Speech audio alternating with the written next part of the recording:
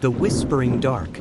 It was the night of the storm. The kind of storm that rattled windows and swallowed the moon. And that's when the knock came. Lena was alone in the house, her husband away on business, and her young daughter, Sophie, asleep upstairs.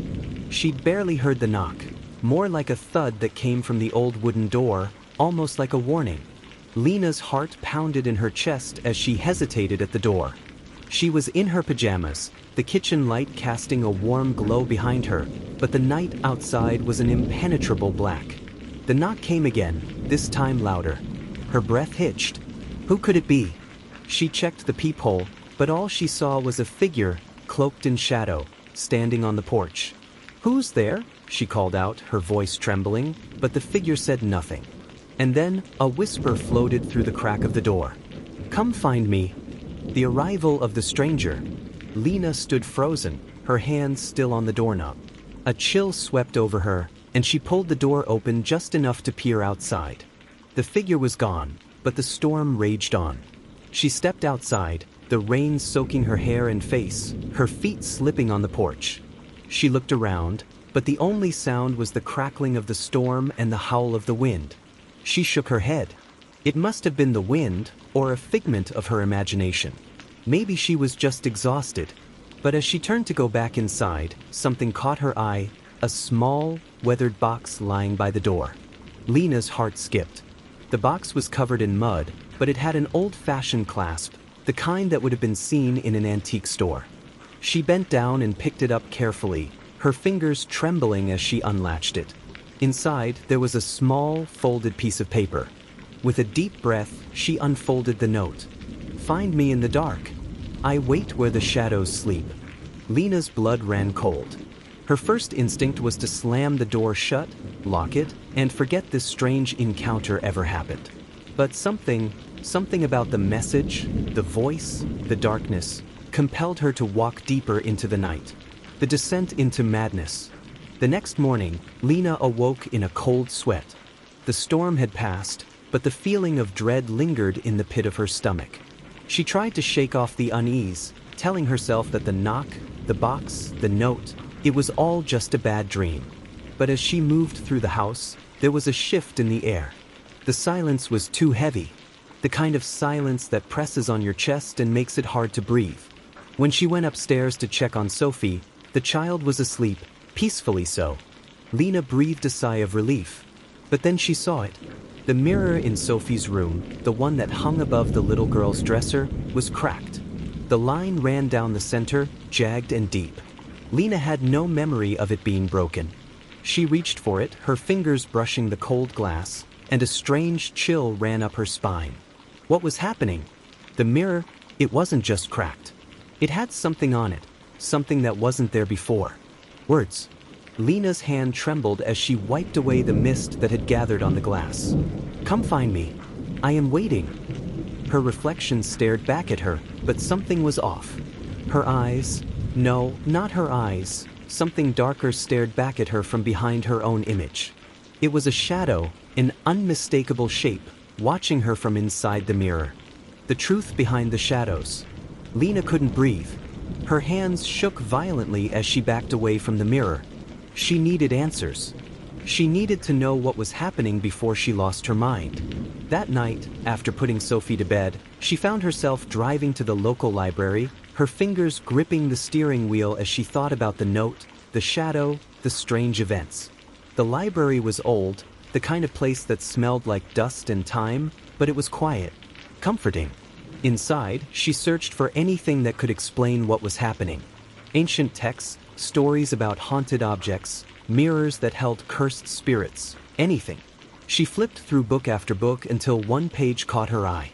The book was titled Whispers of the Forgotten, and as soon as Lena opened it, a cold rush of air filled the room. Her skin prickled. She read the passage aloud, her voice trembling. The mirror of souls, the cursed object that traps spirits, keeping them bound in the reflection, waiting for the next soul to claim. The curse follows a bloodline, passed down through generations, until the last living heir is forced to face it. The mirror demands its price. It cannot be outrun. The darkness calls. Lena slammed the book shut. Her heart pounded. It couldn't be. It couldn't be true. But she knew it was. She knew that whatever this was, whatever this curse was, it had found her.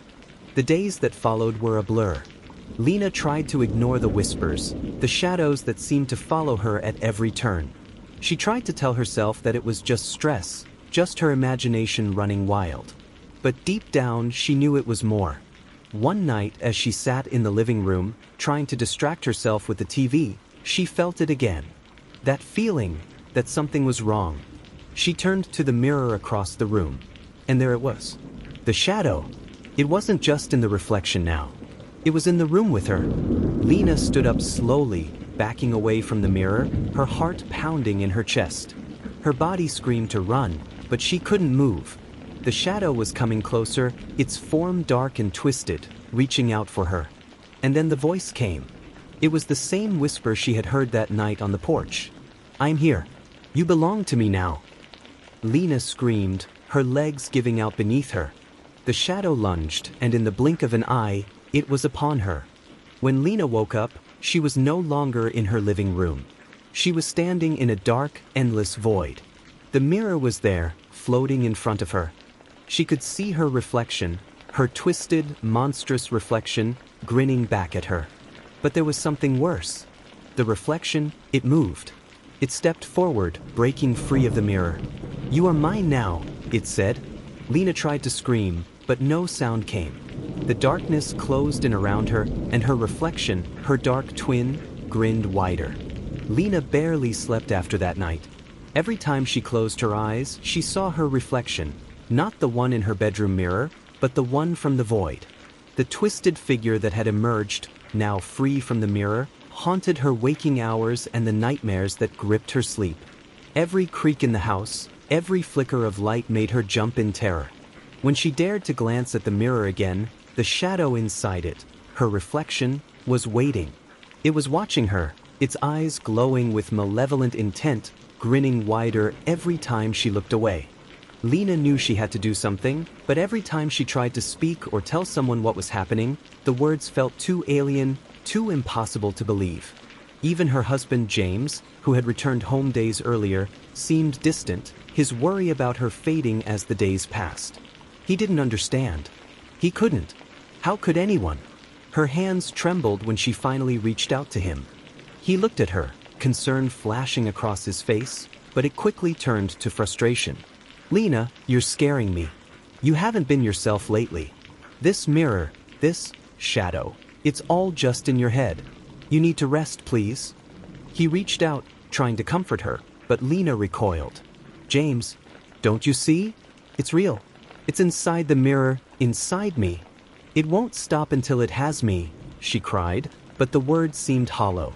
She felt ridiculous, and even worse, she felt completely alone. The more Lena searched for answers, the darker the truth became. She went to the library again, digging deeper into the obscure books about cursed mirrors. It was there she found the final piece of the puzzle. The Mirror of Souls had been created centuries ago by a group of occultists, desperate to trap a demon who had terrorized their town for years. They had succeeded, but only by making a terrible sacrifice, their souls bound inside the mirror forever. The demon, however, had not been vanquished. Instead, it had learned to feed on the souls of the living, twisting its captives into grotesque versions of themselves, using them to lure in more victims. The curse was passed down through the generations, waiting for the next heir to come along and release the demon once again. As Lena read the final page of the book, she felt a cold rush wash over her, like a wave of ice. The last heir. The curse had chosen her. The figure in the mirror, her reflection, wasn't just a shadow. It was a piece of the demon, a vessel for its power. And it wasn't done with her yet. It was waiting. Lena couldn't escape the growing dread that clawed at her every step. No matter how far she ran, how many times she shut her eyes, the reflection followed her. It was everywhere. Her mother's old mirror in the hallway, the bathroom mirror, even the smallest glass in the kitchen. It was there, waiting, smiling. One night, after another terrifying encounter with her reflection, this time, it had spoken to her in her own voice, mocking her fear. Lena made up her mind. She had to destroy the mirror. but she knew that destroying it wouldn't break the curse. She had read enough to know that the demon's soul was tied to the mirror, and as long as it remained intact, the demon would rise again. It had to be trapped, but the only way to truly destroy the curse was to break the bond between the mirror and the demon. And for that, Lena had no choice but to offer herself as a sacrifice. The thought sickened her. She had to die, but not for nothing. She would take the demon with her. Lena would die in the most selfless act possible, to save Sophie, to save James, to free them from the horrors she had uncovered. The ritual. The night was Lena's only ally. When James and Sophie were asleep, she moved to the attic, where the cursed mirror had been hidden. It seemed almost absurd to think that something as simple as an old mirror could contain so much evil, but Lena had seen it with her own eyes. The attic was cold, dark, and filled with the smell of mildew. The mirror stood there, reflecting nothing but darkness. Lena's heart pounded as she approached it. The reflection didn't look like her anymore. It was something else.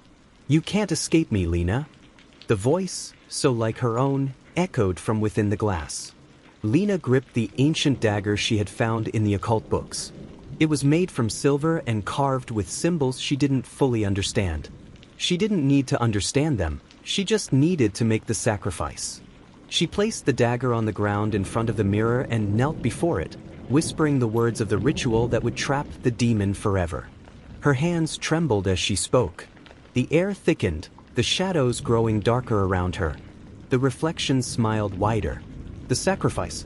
As Lena finished the incantation, the temperature in the room plummeted, and a gust of wind howled through the attic, knocking the door shut. The reflection in the mirror twisted, contorting violently, and the glass seemed to tremble under the pressure of the demon's rage. But it was too late.